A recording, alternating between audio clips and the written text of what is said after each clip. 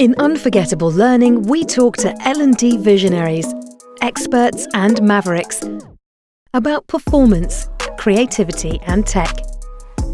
In this episode, I discover how design is the key to learner empowerment with my guest, Stacey Long-Genovese, Global Head of Learning at Snap. Hi, Stacey. It's such a pleasure to have you on the podcast with us today. How are you doing? Hello. Thank you. It's great to be here.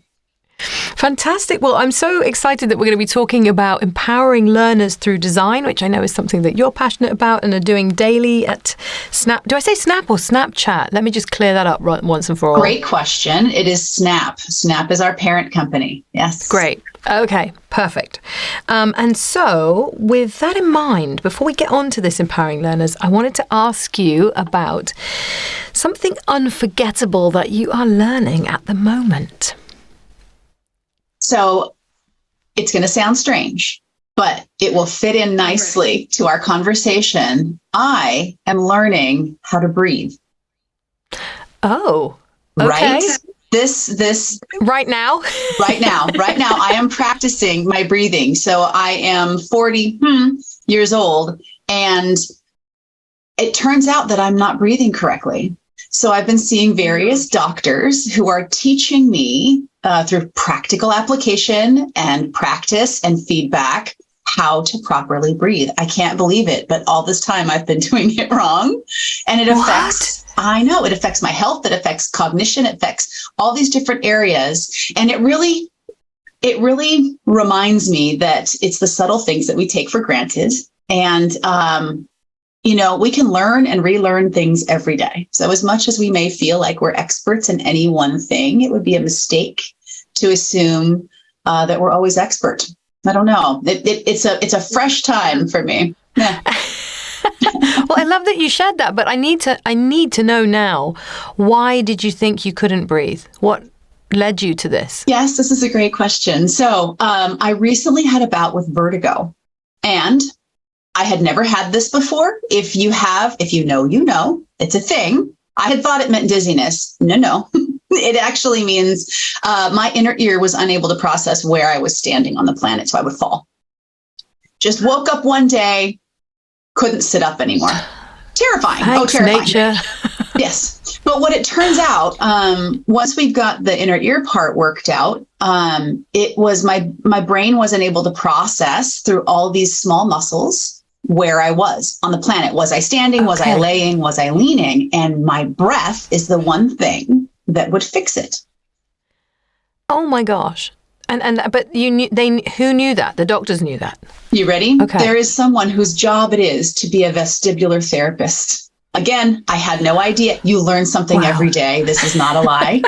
But she's got a PhD in this, and she works with me on a regular basis, and she has fixed so much that I just thought was uncomfortable for no reason. It turns out breathing through your nose and out your mouth at a slow cadence. Making me do it. Right?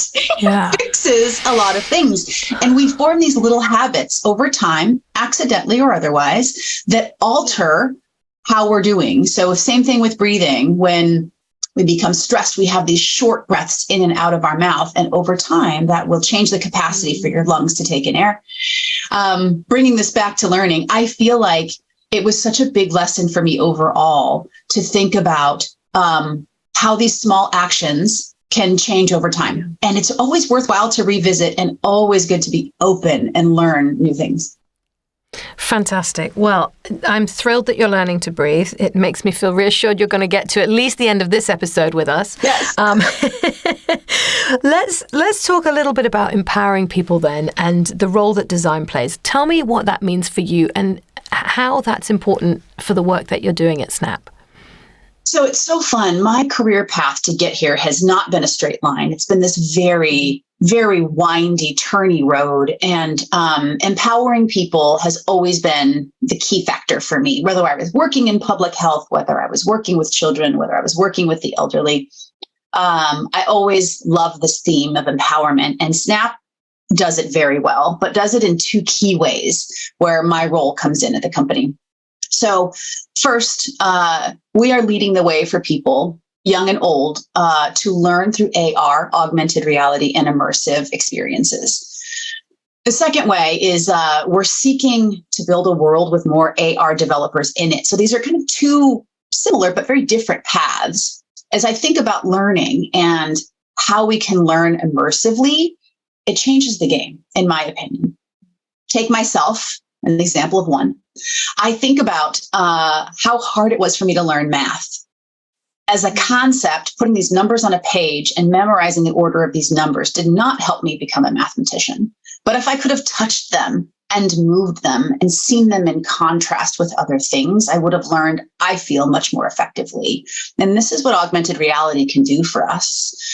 Imagine learning about astronomy and the stars, but having the stars be in your room and the planets around you.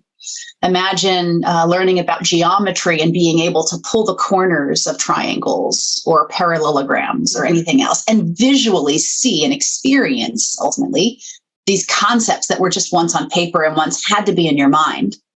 It's like a terrible game of telephone, I feel like, with some math and science, where one person is saying their story to another person, and then it sort of changes over time, and you can't control the image in someone else's mind, yet you're supposed to, quote unquote, teach them these complex concepts. So AR, or augmented reality, gives us the opportunity to bring that to light in a whole new way.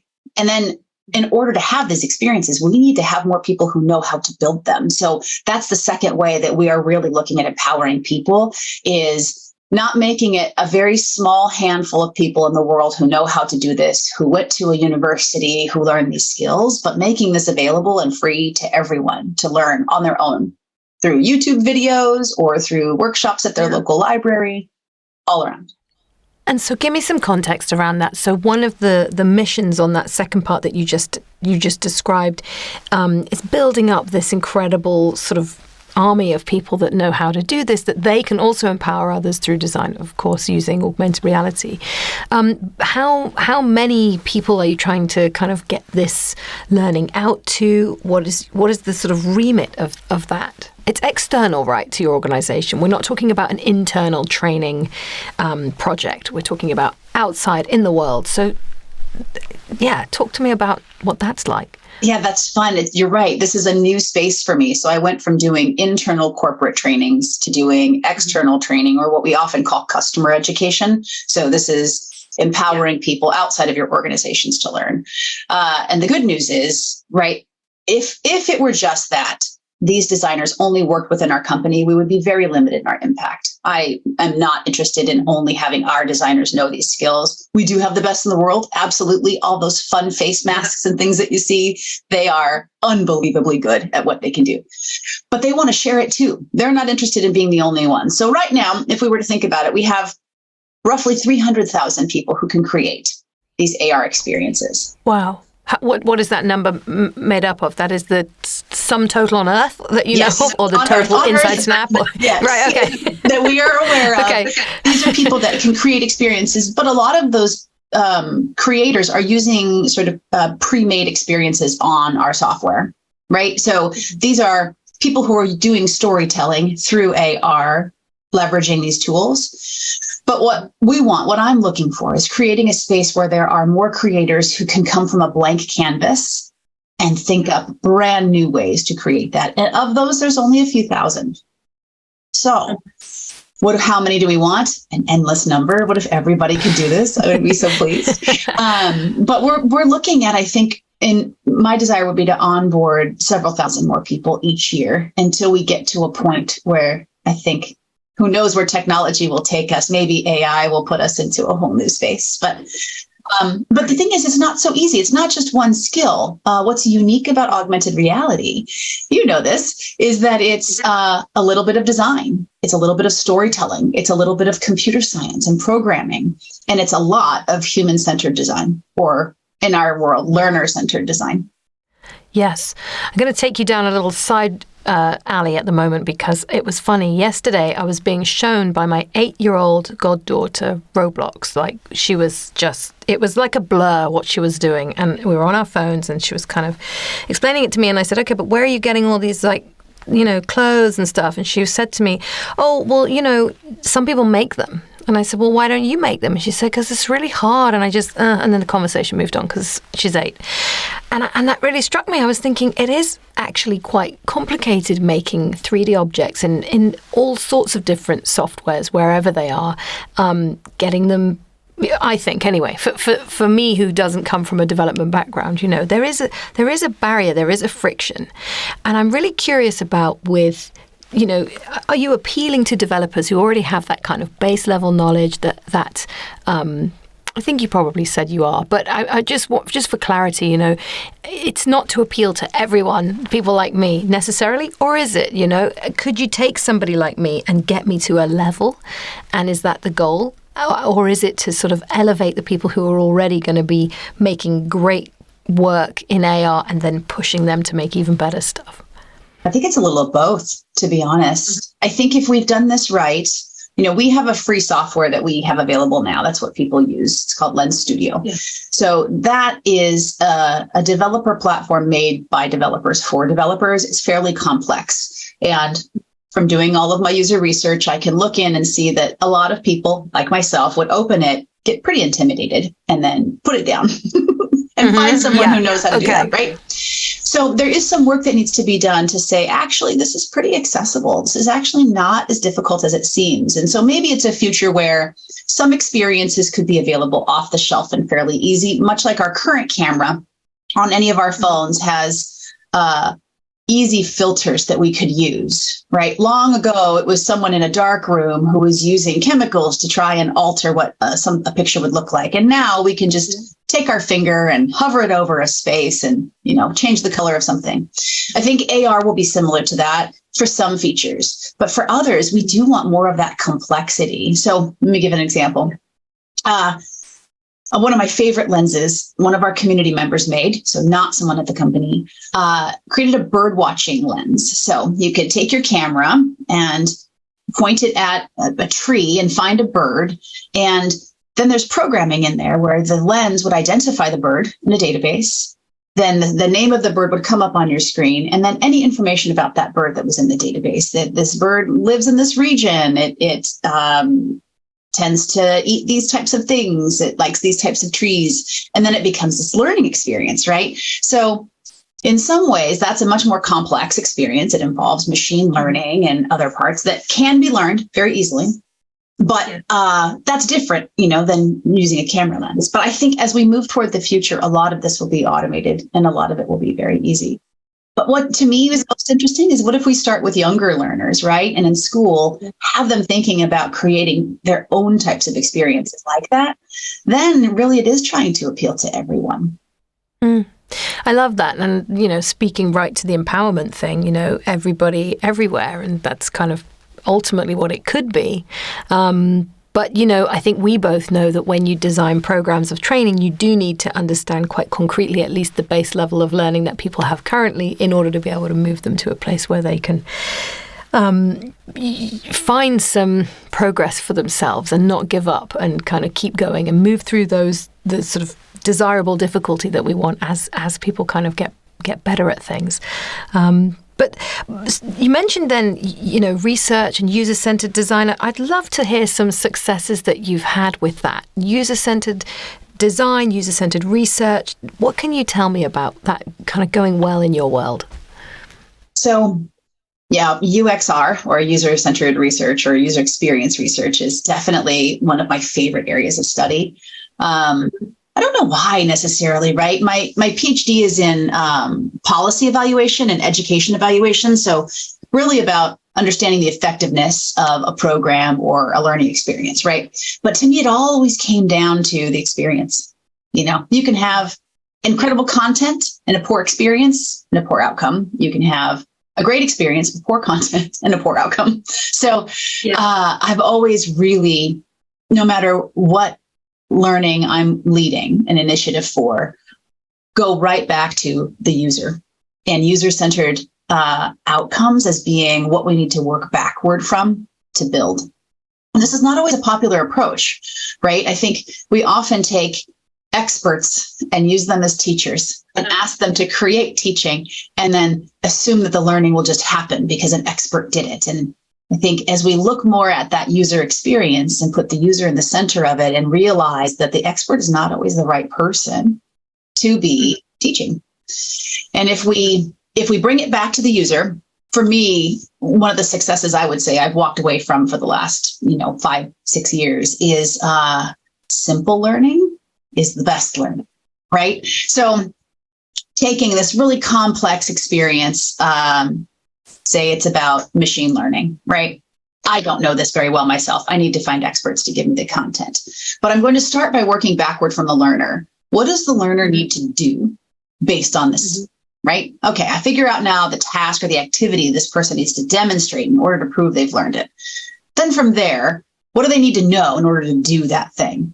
And actually, when you start breaking it down in these sections, it's very simple. And the learning becomes really simple. And almost anyone can learn it. When before we started, we thought this is impossible. We need an expert. It's going to take 12 weeks. It's going to be so much work. So I think for me, one of the successes for me has been realizing that I can break it down into the most simple terms. And anything can... Is that following? It sounds to me like when you talk about what do people need to do versus what they want to know, it sounds like a very Kathy Moore influenced action mapping type approach. Am I right? I'm a fan, sure. Yeah. It just makes sense, right? Honestly, so when I came at this, it really depends on what you need someone to learn. When I was doing university teaching, it's much more theoretical. And what you want to teach there, the activity you're teaching is critical thinking and affecting someone's approach or lens, for lack of a better word. But when I got into corporate learning and I needed to make people do things, I needed, for example, to get a certain behavior to stop or a certain behavior to start. And I needed to do it for, when I was at Amazon, 1 million people. Then I had to think about, oh, geez, how do I do this? I can't just have a lecture and hope everyone takes notes and is interested. No, in fact, these people have no time and probably don't even want to learn this. They just want to do their jobs. Their managers just want me to teach them so that they do their jobs so that everyone can keep moving on. And with the pace of tech and working in the tech industry, things change so quickly.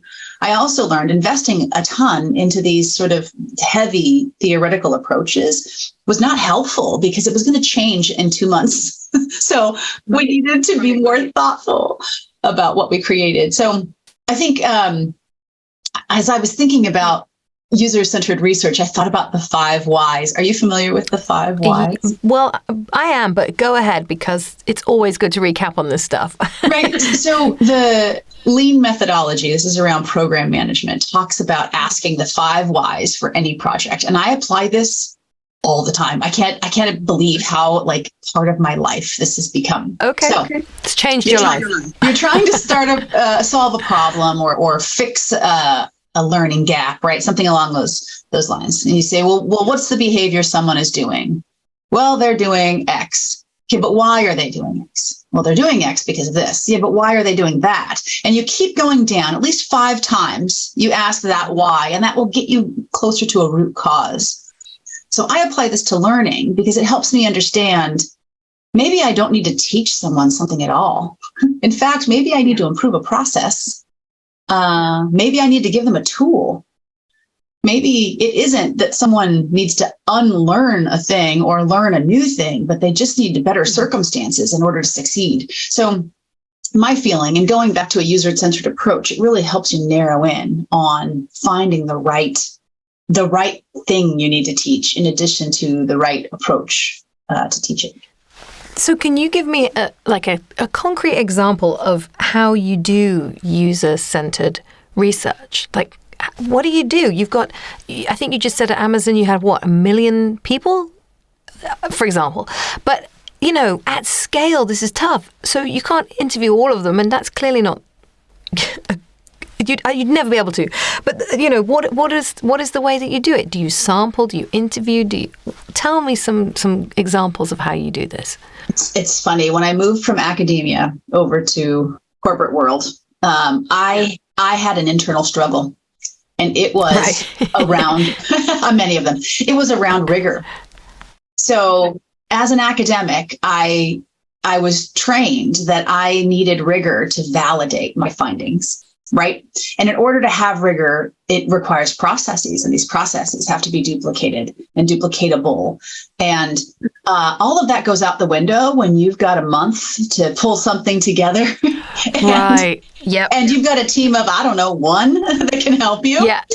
So I started to relax my requirement for rigor, but it didn't happen easily. It honestly had to be proven to me that it was worthwhile. So what I did, as a concrete example, I was working on workflow training. So this is an activity an employee needed to do within the software that we had. We built the software, so we had a lot of flexibility around it. They kept making the wrong decision. And they made the wrong decision because they didn't have enough information about the why behind the choice that was made for them. So I couldn't just throw a bunch of information. Well, first, how do I get there? How did I know this? So I first have to understand what is the process they're going through right now. So I just do interviews, maybe 1, maybe 5. I would find if I did 5 interviews or if I did 35 interviews, the data did not come back much differently. It was just validated.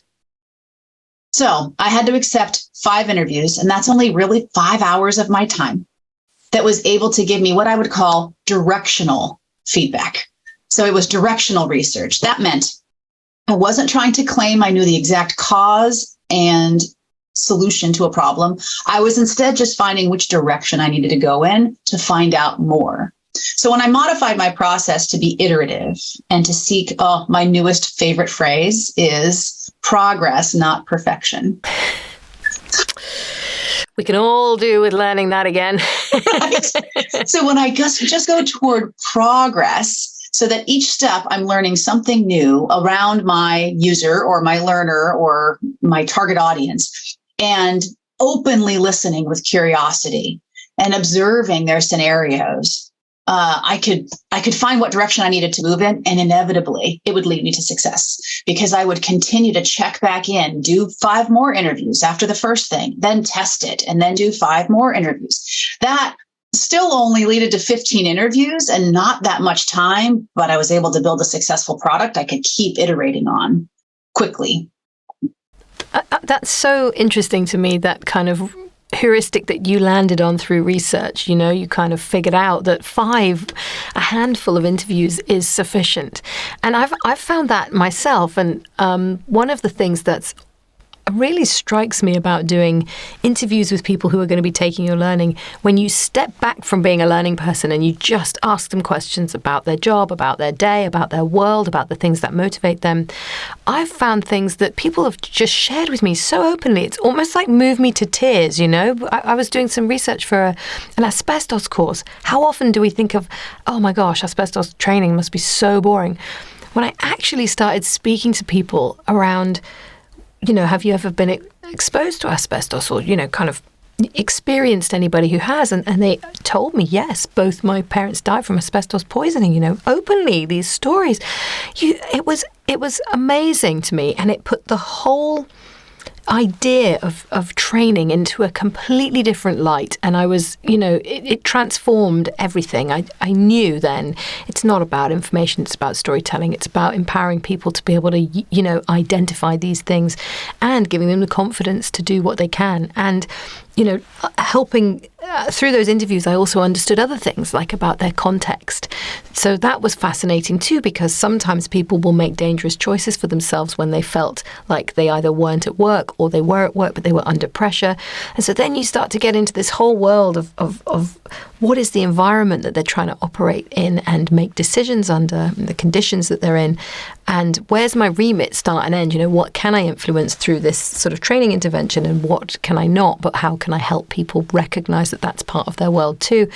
And all of that just from a few user calls. So I love that you've found that 5 is a good number. I've found similar, and I think it has been one of the most useful, the single most useful design tool, actually, that when you really embrace it properly and talk to people about their work and their world and what they're doing, it transforms and pivots everything that you think was kind of content in to, okay, human first. These people need something, and we have to figure out what it is that's going to help empower them, you know, to to your passion Absolutely. point. It becomes really key when you use safety training, like you were talking about. I've also done some of that in my time, and you're absolutely right. Like moving it back to the human part, and storytelling being the number one way we learn. We know this over time, right? We write songs about it. We've got legends. Right. There's a reason why those survive.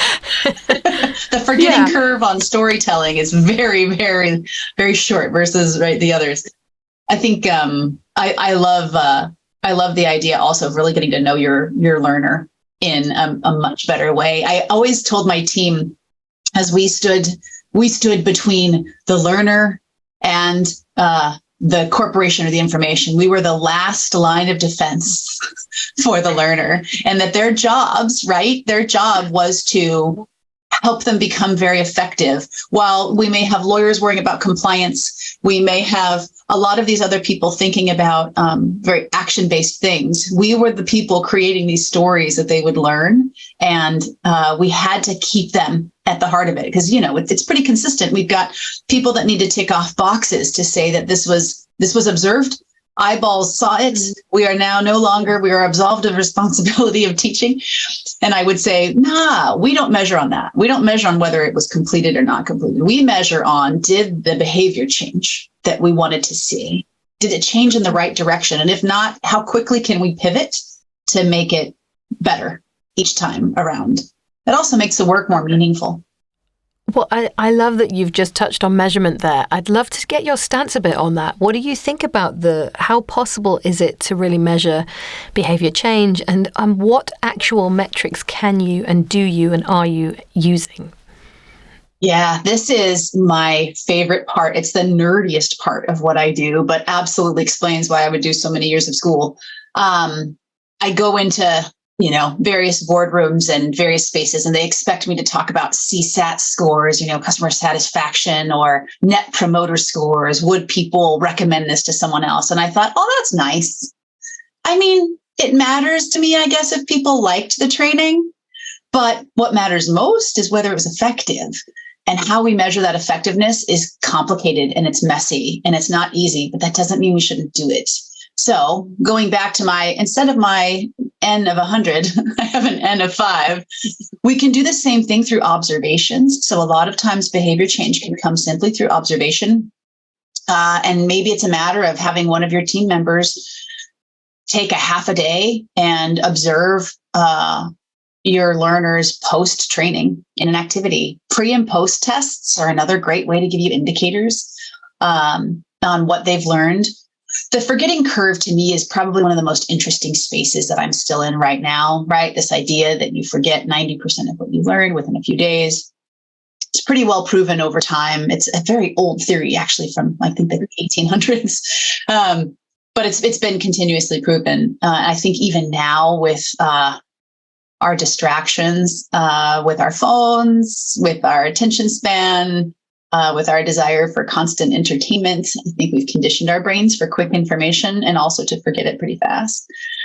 So I'm always endlessly fascinated with whether or not what we taught has an effect 5 months on, 3 months on, a year later. Because if it didn't, why are we doing it? Right? We're putting a lot of energy and resources into some of these trainings, and it can't be just to tick off a box, right? So how I'm working on this is trying to gather as much information as I can from our products. So I don't need to track individuals. Like, I'm not interested in whether Kate did this or did that, right? I'm more interested in did maybe people from this region, how did they interact with the content?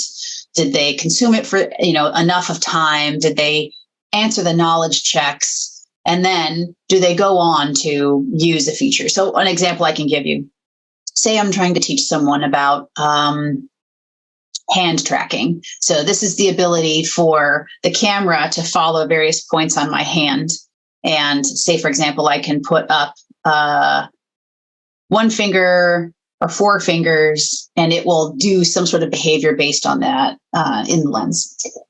So I teach this in various ways. I can have a live stream. I can do a tutorial. I can have a podcast. I can put the information out there in various ways. Then I would want to measure how many people begin using those features in the software. How many of them spend more time in the software using those types of features? Then after that, how many people submit lenses? Then after that, how many people are using that lens on the platform? And then I could not causally, but I could correlate a connection between when we create learning content around certain features or actions, this is the resulting behavior after X amount of time. And say, for example, I continuously put this content out there and no one uses that feature. I have reason now to do some more interviews and figure out why. Well, it turns out maybe they're not using that feature because it's too difficult to find in the software. So it had nothing to do with my training not being effective and more to do with the fact that there was a UI experience that needed to change within the product. I mean, that sounds like the perfect kind of cycle of feedback where you're listening to people and diagnosing and pointing to either the training needs updating or the software is something we have to address, and you're kind of listening all the time. And I guess I'm still really curious. So I think we've covered it, but I just want to make sure the working at scale is something that really appeals to me, and it's something that I know a lot of people who we work with will also be grappling with, is when they're working with tens of thousands of users. And you've worked at Amazon and now Snap, and I'm just curious about how you tackle or confront that challenge. I know you've said you take on smaller sample sizes, and I think that's a really smart move. Is there anything else that you kind of think about when working with these giant organizations and so many people that you want to be able to empower and have impact with? Yeah, it's interesting. I think I'm always bouncing between wanting to affect large groups and then wanting to have one-on-one experiences, right? I think to do this well at scale, you have to regularly visit those two spaces. You can't just entirely be in one because you'll lose too much sight of the other. How do we do it at scale? So I think listening and working backward from the customer, that's an Amazon phrase, but it's a great one. It's really effective. As much as you can bake that into your processes as possible, to the point that everyone in the organization feels comfortable asking, how did this work backwards from the customer, from the learner?